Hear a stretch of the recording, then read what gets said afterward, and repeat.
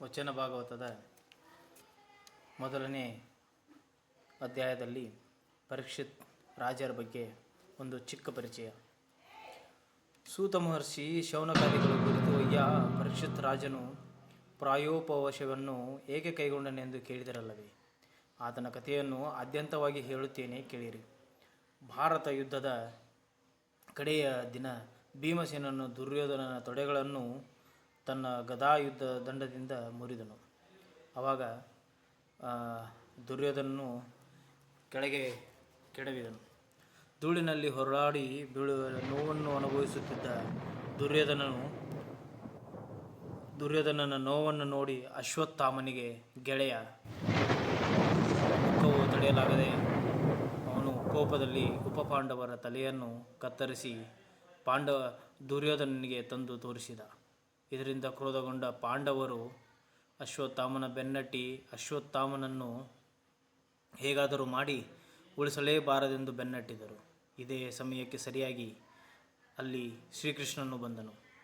ಶ್ರೀಕೃಷ್ಣನು ಹೇಳಿದ ಉಪಾಯದಂತೆ ಅವನು ಅರ್ಜುನನು ಮಾಡಿದ ಶಪಥವನ್ನು ತಪ್ಪಿಸಿಕೊಳ್ಳುವುದಕ್ಕಾಗಿ ಅಶ್ವತ್ಥಾಮನ ತಲೆಯನ್ನು ಕತ್ತರಿಸದೆ ಅಶ್ವತ್ಥಾಮನ ತಲೆಯನ್ನು ಬೋಳಿಸಿ ಅವನಲ್ಲಿದ್ದ ಒಂದು ದಿವ್ಯದೃಷ್ಟಿಯ ಮಣಿಯನ್ನು ಕಿತ್ತು ಹಾಕಿದನು. ಅಷ್ಟೇ ಅಲ್ಲದೆ ಶ್ರೀಕೃಷ್ಣನು ಕೂಡ ಅವನ ಸಾವನ್ನು ಕೂಡ ಅವನಿಂದ ಕಸಿದುಕೊಂಡನು. ಆವಾಗ ಅಶ್ವತ್ಥಾಮನಿಗೆ ಸಾವೇ ಇಲ್ಲ. ಇವಾಗಲೂ ಎಲ್ಲರೂ ಹೇಳುವ ಪ್ರಕಾರ ಸುಮಾರು ಕೆಲವು ಕಡೆ ದಾಖಲೆ ಇರುವಂತೆ ಅಶ್ವತ್ಥಾಮನು ಕಲಿಯುಗದವರೆಗೂ ಇನ್ನೂ ಸಾವಿಲ್ಲದೆ ಸುತ್ತುತ್ತಾ ಇದ್ದಾನೆ. ಹಾಗೆ ಇಲ್ಲಿಂದ ನಂತರ ಅಶ್ವತ್ಥಾಮನು ಉತ್ತರೆ ಅಂದರೆ ಅರ್ಜುನನ ಹೆಂಡತಿಯ ಗರ್ಭಕ್ಕೆ ಒಂದು ಬ್ರಹ್ಮಾಸ್ತ್ರವನ್ನು ಪರೀಕ್ಷಿಸುತ್ತಾನೆ. ಆ ಬ್ರಹ್ಮಾಸ್ತ್ರವು ಗರ್ಭದೊಳಗೆ ಹೊಕ್ಕಿ ಅತಿ ನೋವಾಗುತ್ತದೆ. ಇದರಿಂದ ಶ್ರೀಕೃಷ್ಣನು ಕುಪಿತಗೊಂಡು ಆ ಬ್ರಹ್ಮಾಸ್ತ್ರ ಶಕ್ತಿಯನ್ನು ತಡೆದು ನಂತರ ತನ್ನ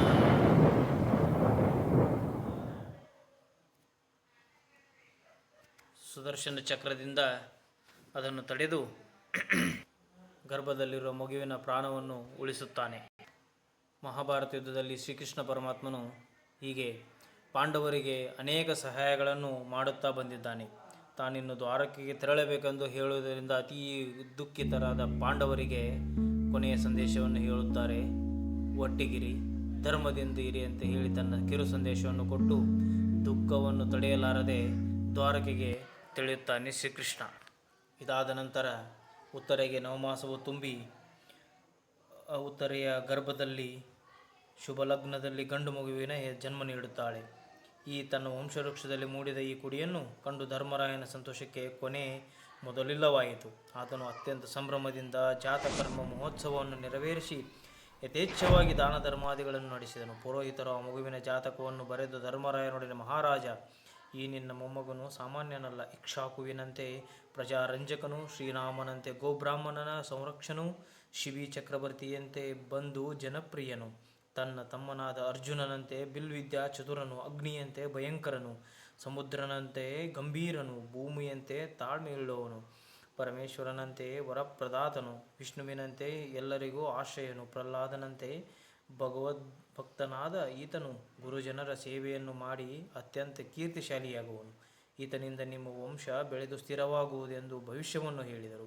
ಈ ಮಗು ಗರ್ಭದಲ್ಲಿರುವಾಗ ಅಶ್ವತ್ಥಾಮನ ಬಾಣವನ್ನು ಕಂಡು ನಡಗುತ್ತಿರಲು ಶ್ರೀ ಮಹಾವಿಷ್ಣುವಿನ ಅಂಗುಷ್ಟ ಮಾತ್ರ ರೂಪದಿಂದ ಕಾಣಿಸಿಕೊಂಡು ಇವನಿಗೆ ಅಭಯವನ್ನು ನೀಡಿದನು. ಆಗ ಕಂಡ ದಿವ್ಯ ಪುರುಷನು ಎಲ್ಲಿಯವರೆಂದು ಎಲ್ಲರಲ್ಲಿಯೂ ಪರೀಕ್ಷಿಸುತ್ತಿರುವುದರಿಂದ ಈ ಮಗುವಿಗೆ ಪರೀಕ್ಷಿದ್ರಾಜನೆಂದು ಹೆಸರಾಯಿತು.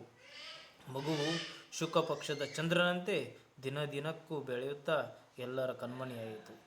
ಪರೀಕ್ಷಿತ್ ಮಹಾರಾಜನು ಬೆಳೆದು ಬಾಲಕನಾದನು. ಆತನ ವಿದ್ಯಾಭ್ಯಾಸ ಸಾಂಗವಾಗಿ ನೆರವೇರುತ್ತಿತ್ತು. ಆಗ ಧರ್ಮರಾಯನು ಭಾರತ ಯುದ್ಧದಲ್ಲಿ ನಡೆದ ಬಂಧು ಹತ್ಯಾದೋಷವನ್ನು ಹೋಗಲಾಡಿಸಿಕೊಳ್ಳುವುದಕ್ಕಾಗಿ ಶ್ರೀಕೃಷ್ಣನ ಸಹಾಯದಿಂದ 3 ಅಶ್ವಮೇಧ ಯಾಗವನ್ನು ವಿಜೃಂಭಣೆಯಿಂದ ನಡೆಸಿ ಭಗವಂತನನ್ನು ತೃಪ್ತಿಪಡಿಸಿದರು. ಆತನು ಹಿಂದಿರುಗಿದ ಕೆಲವು ದಿನಗಳ ಮೇಲೆ ವಿದುರನು ತೀರ್ಥಯಾತ್ರೆಯಿಂದ ಹಿಂತಿರುಗಿದನು. ಭಾರತ ಯುದ್ಧದ ನಡೆಯುವುದಕ್ಕೂ ಪೂರ್ವದಲ್ಲಿಯೇ ಆತನು ಪಾಂಡವರಿಗೆ ಅರ್ಧರಾಜ ಕೊಡಿಸಬೇಕೆಂಬ ಪ್ರಯತ್ನದಲ್ಲಿ ದುರ್ಯೋಧನನಿಂದ ಅಪಮಾನಿತನಾಗಿ ತೀರ್ಥಯಾತ್ರೆ ಹೋಗಿದ್ದವನು. ಆ ಕಾಲದಲ್ಲಿ ಆತನನ್ನು ಮೈತ್ರಿ ಮೈತ್ರೇಯ ಋಷಿಗಳಿಂದ ಉಪದೇಶವನ್ನು ಪಡೆದು ಆತ್ಮಜ್ಞಾನಿಯಾಗಿದ್ದ ಬಹುಕಾಲದ ಮೇಲೆ ಹಿಂದಿರುಗಿದ ಈ ಚಿಕ್ಕಪ್ಪನನ್ನು ಕಂಡು ಪಾಂಡವರಿಗೆ ಬಹು ಸಂತೋಷವಾಯಿತು. ಧರ್ಮರಾಯನು ಆತನನ್ನು ಉಚಿತ ರೀತಿಯಲ್ಲಿ ಪೂಜಿಸಿ ಗೌರವಿಸಿದನು. ಪಾಂಡವರ ಶ್ರೇಯಸ್ಸನ್ನು ಕಂಡು ವಿದುರನಿಗೆ ಸಂತೋಷವಾಯಿತು. ಮಕ್ಕಳು ಮರಿಗಳನ್ನೆಲ್ಲ ಕಳೆದುಕೊಂಡು ಕುರುಡ ಕಬೋಜಿಯಾಗಿರುವ ಧೃತರಾಷ್ಟ್ರನನ್ನು ಕಂಡು ಅಯ್ಯೋ ಎನಿಸಿತು. ಆ ಮುಪ್ಪಿನ ಮುದುಕನನ್ನು ಕುರಿತು ಆತನು, ಮಹಾರಾಜ, ನಿನಗೆ ಮುಪ್ಪು ಬಂದಿತು, ಸಾಯುವ ಕಾಲ ಹತ್ತಿರ ಸಾರಿದೆ.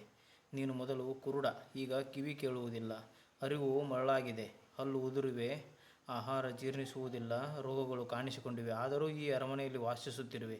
ನಿನ್ನ ಮಕ್ಕಳನ್ನೆಲ್ಲ ಕೊಂದು ಭೀಮನು ಅಸಡ್ಡೆಯಿಂದ ಹಾಕುವ ಕೂಳಿಗೆ ಬಾಲವಲ್ಲಾಡಿಸುತ್ತಾ ಬದುಕಿರುವೆ. ನಿನ್ನವರಿಂದ ಪಾಂಡವರಿಗಾದ ಅನ್ಯಾಯಗಳನ್ನು ಸ್ವಲ್ಪ ಜ್ಞಾಪಿಸಿಕೊ. ಅರಗಿನ ಮನೆಯಲ್ಲಿಟ್ಟು ಬೆಂಕಿ ಹಾಕಿದುದು, ವಿಷದ ಅನ್ನವನ್ನು ಇಕ್ಕಿದುದು, ದ್ರೌಪದಿಯ ಮಾನಭಂಗವನ್ನು ಮಾಡಲು ಯತ್ನಿಸಿದುದು, ಕಪಟದ ಜೂಜಿನಲ್ಲಿ ಎಲ್ಲವನ್ನು ಕಬರಿಕೊಂಡು ಅವರನ್ನು ಕಾಡಿಗಟ್ಟಿದುದು, ಈ ಅನ್ಯಾಯಗಳು ಒಂದೇ ಎರಡೇ? ಇಂತಹ ಅನ್ಯಾಯಕ್ಕೆ ಒಳಗಾದವರ ಕೈಯಿಂದಲೇ ನೀನು ಹೊಟ್ಟೆ ಹೊರೆಯುತ್ತಾ ಬದುಕಿರಬಹುದೇ? ಅಣ್ಣ, ಇನ್ನು ಈ ದುಸ್ಥಿತಿಯನ್ನು ಕೊನೆಗಾಣಿಸು. ಬಾ, ನನ್ನೊಡನೆ ನಡಿ, ಅರಣ್ಯಕ್ಕೆ ಹೋಗೋಣ ಎಂದು ಹೇಳಿದನು. ವಿದುರನ ನುಡಿಗಳಿಂದ ಕುರುಡ ರಾಜನ ಒಳಗನ್ನು ತೆರೆಯಿತು. ಆತನು ಉದ್ಧಾರಕ್ಕೆ ಹೆದ್ದಾರಿಯಂತಿರುವ ಅರಣ್ಯ ಮಾರ್ಗವನ್ನು ಹಿಡಿದನು. ಮಹಾಪತಿವ್ರತೆಯಾದ ಗಾಂಧಾರಿ ದೇವಿಯು ಗಂಡನನ್ನು ಹಿಂಬಾಲಿಸಿದಳು. ಮರುದಿನ ಬೆಳಿಗ್ಗೆ ಧರ್ಮರಾಯನು ಎಂದಿನಂತೆ ಪ್ರಾತರಾಣಿಕಗಳನ್ನು ನೆರವೇರಿಸಿ ಗುರುವಂದನೆಗೆಂದು ಧೃತರಾಷ್ಟ್ರನ ಅರಮನೆಗೆ ಹೋದನು. ಅದು ಬರಿದಾಗಿತ್ತು. ಅವರು ಎಲ್ಲಿಗೆ ಹೋದರೆಂಬುದು ತಿಳಿಯದೆ ಆತನು ಪೇಚಾಡುತ್ತಿರಲು ದುಃಖ ಸಮುದ್ರದಲ್ಲಿ ಮುಳುಗಿದ್ದ ಆತನನ್ನು ತೇಲಿಸುವ ನಾವೆಯಂತೆ ನಾರದರು ಅಲ್ಲಿ ಕಾಣಿಸಿಕೊಂಡರು. ಅಯ್ಯ, ಏಕೆ ದುಃಖಿಸುವೆ? ಜನರನ್ನು ಜೊತೆಗೂಡಿಸುವವನು ಭಗವಂತ, ಅಗಲಿಸುವವನು ಭಗವಂತ. ಜಗತ್ತು ಸ್ಥಿರವಾದುದಕ್ಕೆ ನಾಶವೆಲ್ಲಿಯದು? ಇದು ಅಸ್ಥಿರವೆನ್ನುವುದಾದರೆ ಅದಕ್ಕಾಗಿ ಅಳುವುದು ಅವಿವೇಕ. ನಿನ್ನನ್ನು ಅಗಲಿ ಮುಪ್ಪಿನ ಮುದುಕರಾದ ಧೃತರಾಷ್ಟ್ರ ಗಾಂಧಾರಿಯು ಹೇಗೆ ಬದುಕಬಲ್ಲರೆಂದು ಅಳುವೆಯಲ್ಲವೇ? ಅಜ್ಞಾನದಿಂದ ಬಂದಿರುವ ಈ ಮೋಹವನ್ನು ಬಿಡು. ನಿನ್ನ ದೇಹವೇ ನಿತ್ಯವಲ್ಲ, ಇನ್ನು ಉಳಿದವರಿಗಾಗಿ ಏಕೆ ಅಳುವೆ? ಪಂಚಭೂತಗಳಿಂದಾದ ಈ ದೇಹ ಕಾಲ ಕರ್ಮ ಗುಣಗಳಿಗೆ ಅಧೀನವಾದುದು. ಅವಿವೇಕಿಗಳಾದವರು ಅದರ ನಾಶಕ್ಕೆ ಅಳುವುದಿಲ್ಲ. ಎಲ್ಲರೂ ಮೃತ್ಯುವಿಗೆ ತುತ್ತಾಗುವವರೇ. ಸಾಕ್ಷಾತ್ ಭಗವಂತನೇ ಆಗಿರುವ ಕೃಷ್ಣನು ಕೂಡ ಇನ್ನು ಕೆಲವು ದಿನಗಳಲ್ಲೇ ದೇಹತ್ಯಾಗ ಮಾಡುವನು. ಆದ್ದರಿಂದ ಅಸ್ಥಿರವಾದ ದೇಹಕ್ಕಾಗಿ ಅಳುವುದು ಸಲ್ಲದು. ನಿಮ್ಮ ತಂದೆಯಾದ ಧೃತರಾಷ್ಟ್ರನು ಗಾಂಧಾರಿ ವಿದುರರೊಡನೆ ಹಿಮಾಲಯದ ತಪ್ಪಲಿನಲ್ಲಿರುವ ಋಷ್ಯಾಶ್ರಮದಲ್ಲಿ ನೆಲೆಸಿ ಸಕಲೇಂದ್ರಿಯ ವಿಷಯಗಳನ್ನು ಗೆದ್ದು ಆತ್ಮರಾಮನಾಗಿರುವನು. ಇಂದಿಗೆ 5ನೇ ದಿನ ಆತನ ದೇಹವು ತ್ರೇತಾಗ್ನಿಗೆ ಆಹುತಿಯಾಗುವುದು. ಗಾಂಧಾರಿಯು ಅದೇ ಅಗ್ನಿಯನ್ನೇ ಪ್ರವೇಶಿಸಿ ದೇಹತ್ಯಾಗ ಮಾಡುವಳು. ವಿದುರನು ತೀರ್ಥಯಾತ್ರೆಗೆ ಹೋಗುವನು ಎಂದು ತಿಳಿಸಿದರು. ಮಹಾಭಾವರಾದ ಅವರ ಮಾತಿನಿಂದ ಧರ್ಮರಾಯ ಚಿಂತೆ ದೂರವಾಯಿತು. ಸಂಸಾರದಲ್ಲಿ ಚಿಂತೆ ಕೊರತೆಯೇ? ಧೃತರಾಷ್ಟ್ರನ ವಿಷಯದಲ್ಲಿ ದೂರವಾದ ಧರ್ಮರಾಯನ ಚಿಂತೆ ತಮ್ಮನಾದ ಅರ್ಜುನನ ವಿಚಾರದಲ್ಲಿ ಉಲ್ಬಣಿಸಿತು. ಆತನು ಶ್ರೀಕೃಷ್ಣನೊಡನೆ ದ್ವಾರಕೆಗೆ ಹೋಗಿ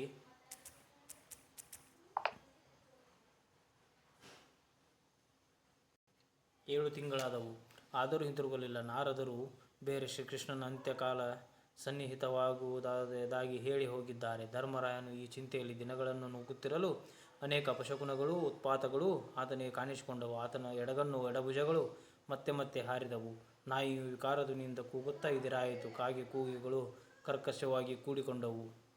ಆನೆ, ಕುದುರೆ ಮೊದಲಾದ ವಾಹನಗಳು ಕಣ್ಣೀರು ಗರೆದು ದಿಕ್ಕುಗಳೆಲ್ಲ ಹೊಗೆಯಿಂದ ತುಂಬಿದವು. ಧೂಳಿನಿಂದ ತುಂಬಿದ ಬಿರುಗಾಳಿ ಬೀಸಿತು. ಮೋಡಗಳಿಂದ ನೆತ್ತರ ಮಳೆ ಸುರಿಯಿತು. ಸೂರ್ಯನ ಕಾಂತಿಹೀನನಾದನು. ಅಗ್ನಿಹೋತ್ರದ ಬೆಂಕಿ ಆರಿತು. ದೇವತಾ ವಿಗ್ರಹಗಳೆಲ್ಲವೂ ಗಳಗಳ ಅತ್ತವು. ಇದನ್ನು ಕಂಡು ಧರ್ಮರಾಯನಿಗೆ ಹೆದರುವವರ ಮೇಲೆ ಕಪ್ಪೆ ಎಸೆದಂತಾಯಿತು. ಧರ್ಮರಾಯನು ಅಧೀರನಾಗಿ ಒಳಗೊಳಗೆ ನಡುಗುತ್ತಾ ಕುಳಿತಿರಲು ಅರ್ಜುನನು ಅಳುಮೋರೆಯಿಂದ ಹಿಂದಿರುಗಿದನು. ಅಣ್ಣನನ್ನು ಕಾಣುತ್ತಲೇ ಆತನು ಕಣ್ಣೀರು ಗರೆಯುತ್ತಾ ಅಣ್ಣನಿಗೆ ನಮಸ್ಕರಿಸಿ ನಿಟ್ಟುಸಿರುಬಿಡುತ್ತಾ ನೆಲದ ಮೇಲೆ ಕುಳಿತನು. ಅವನ ಅಳುಮೋರೆಯನ್ನು ಕಾಣುತ್ತಲೇ ಧರ್ಮರಾಯನ ಮನಸ್ಸು ತಳಮಳಗೊಂಡಿತು. ಆದರೂ ಏನಪ್ಪ, ದ್ವಾರಕೆಯಲ್ಲಿ ಎಲ್ಲರೂ ಕ್ಷೇಮವೇ ಎಂದು ಆತನು ಯಾಂತ್ರಿಕವಾಗಿ ತಮ್ಮನನ್ನು ಕೇಳಿದನು. ಹಾಗೆ ಕೇಳಿದುದೇ ತಡ. ಅರ್ಜುನನ ದುಃಖದ ಕಟ್ಟೆ ಒಡೆದು ಹೋಯಿತು. ಆತನು ಗಟ್ಟಿಯಾಗಿ ಅತ್ತನು. ಸ್ವಲ್ಪ ಹೊತ್ತಿನ ಮೇಲೆ ಆತನು ಹಾಗೆಯೇ ಅಸಮಾಧಾನ ಮಾಡಿಕೊಂಡು ಅಣ್ಣನೊಡನೆ ಗದ್ಗದ ಸ್ವರದಿಂದ, ಅಣ್ಣ, ಜಗತ್ತಿಗೆ ಸ್ವಾಮಿಯಾದರೂ ನನಗೆ ಬಂಧು ಎನ್ನಂತಿದ್ದ ಶ್ರೀಕೃಷ್ಣ ಪರಮಾತ್ಮ ಇನ್ನಿಲ್ಲ.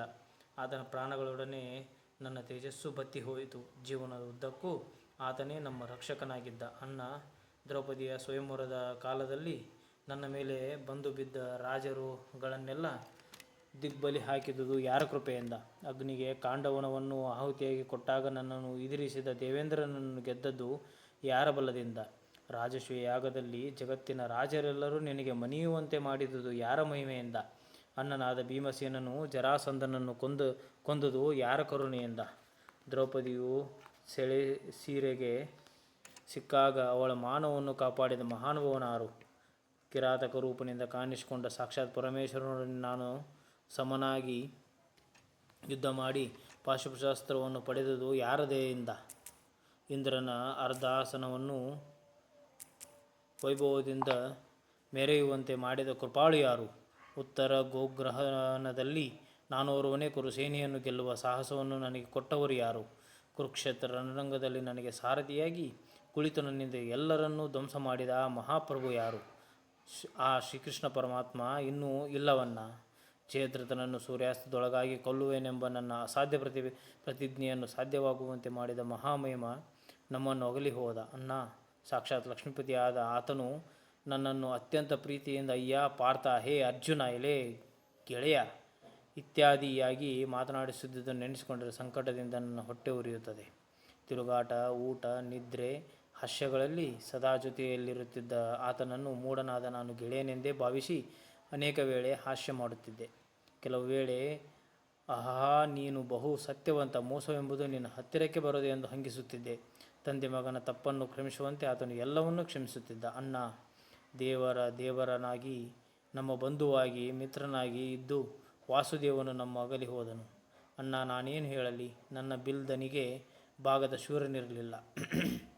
ಕೃಷ್ಣನಿರುವವರೆಗೆ ಅದೇ ಬಿಲ್ಲು, ಅದೇ ಬಾಣಗಳು, ಅದೇ ರಥ, ಅದೇ ಕುದುರೆಗಳಿವೆ. ಆದರೆ ಏನು ಪ್ರಯೋಜನ? ಶ್ರೀಕೃಷ್ಣನ ರಾಣಿ ವಾಸದವರನ್ನು ಇಲ್ಲಿಗೆ ಕರೆತರಬೇಕೆಂದು ಹೊರಟು ನಾನು ದಾರಿಯಲ್ಲಿ ದನ ಕಾಯುವವರಿಗೆ ಸೋತು ಓಡಿ ಬಂದೆ. ದ್ವಾರಕೆಯಲ್ಲಿದ್ದ ಸೂರರೆಲ್ಲರೂ ಪರಸ್ಪರ ಹೊಡೆದಾಡಿ ಮಡಿದರು. ದ್ವಾರಕೆ ಈಗ ಸ್ಮಶಾನವಾಗಿದೆ ಎಂದು ಹೇಳಿದನು.